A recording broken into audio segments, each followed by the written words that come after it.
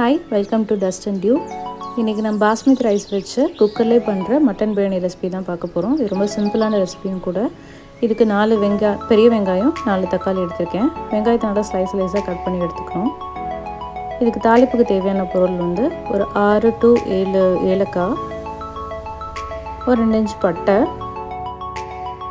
ஒரு 6-7 கிராம்பு, கல்பாசி, ஒரு 2 ஸ்டார் அனீஸ். இப்போ குக்கரில் எண்ணெய் கூடவே நெய் ஒரு 1.5 டேபிள் ஸ்பூன் எடுத்துகிட்டு இந்த தாளிப்புக்கு வச்சுருந்ததை போட்டு நல்லா தாளித்து விட்டுறணும். எண்ணெயில் அந்த ஸ்பைசஸோட ஃப்ளேவர் கொஞ்சம் இறங்கணும். அது மாதிரி கொஞ்சம் தாளித்து விட்டுட்டு இப்போ ஸ்லைஸ் பண்ணி வச்சுருக்க வெங்காயம், ஒரு 2 பச்சை மிளகா போட்டு நல்லா வதக்கிக்கலாம்.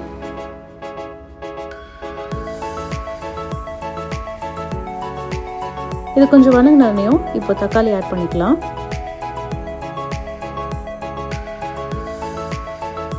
இப்போ தக்காளி, வெங்காயம், பச்சை மிளகாய் இது எல்லாமே நல்லா வதங்கணும். இப்படி நல்லா எண்ணெய் பிரிஞ்சு தக்காளி நல்லா சாஃப்ட் ஆகிற அளவுக்கு வதங்கிடும். இப்போ அதில் இஞ்சி பூண்டு பேஸ்ட் நான் ஏற்கனவே மட்டன் வேக வைக்கும் போது அதில் போட்டிருக்கேன். இப்போ ரிமைனிங் இருக்க இஞ்சி பூண்டு பேஸ்ட்டு தான் நான் இதில் ஆட் பண்ணியிருக்கேன். இது வதங்கிட்டு இருக்கும்போது அரிசி தண்ணியில் போட்டுக்கலாம். நான் 2.5 டம்ளர் அரிசி எடுத்திருக்கேன். இந்த டம்ளர் வந்து 250 ml கணக்கு. அந்த இதில் 2 டம்ளர் எடுத்திருக்கேன். இது நான் ஏற்கனவே வேக வச்சு வச்சுருந்த மட்டன். இதில் ஒரு 3 டேபிள் ஸ்பூன் இஞ்சி பூண்டு பேஸ்ட்டு, மஞ்சத்தூள், உப்பு மட்டும் சேர்த்து வேக வச்சுருக்கேன். இதில் இருக்க மட்டன் எடுத்து போட்டுட்டு அந்த மட்டன் வேக வச்ச தண்ணியை ஃபஸ்ட்டு அளந்து எடுத்து ஊற்றிக்கலாம்.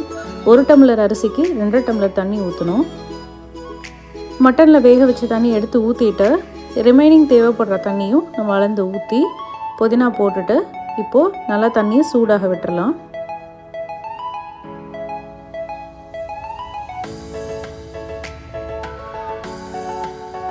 தேவையான அளவு உப்பும் சேர்த்திக்கலாம்.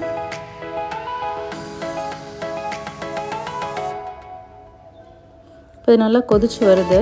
தண்ணி நல்லா சூடாயிடுச்சு. இப்போது ஒரு 2 ஸ்பூன் சிக்கன் மசாலா. இது ஹோம்மேட் சிக்கன் மசாலா தான். இதோட ரெசிபி நான் இன்னொரு நாள் ஒரு வீடியோஸில் போடுறேன்.